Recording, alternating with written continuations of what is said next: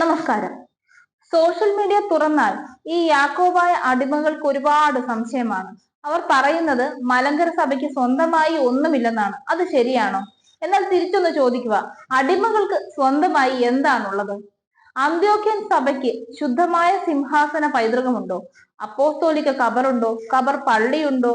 അന്തോക്യൻ പൈതൃകം അവകാശപ്പെടുന്ന 5 മുതൽ 7 വരെ സഭകളിൽ എല്ലാം ഒരേപോലെ വിശുദ്ധ പത്രോസ് എന്ന് അവകാശപ്പെടാത്തത് എന്തുകൊണ്ടാണ്?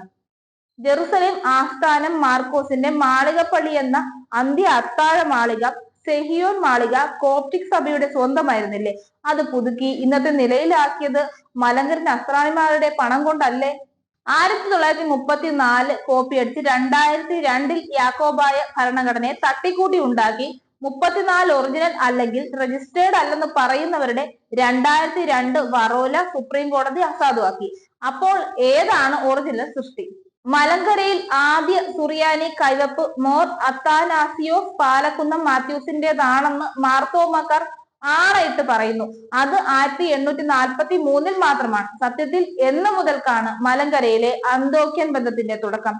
ഒരു രേഖയും സുറിയാനിക്കാർ ഇന്നേ വരെ ഹാജരാക്കുന്നില്ല.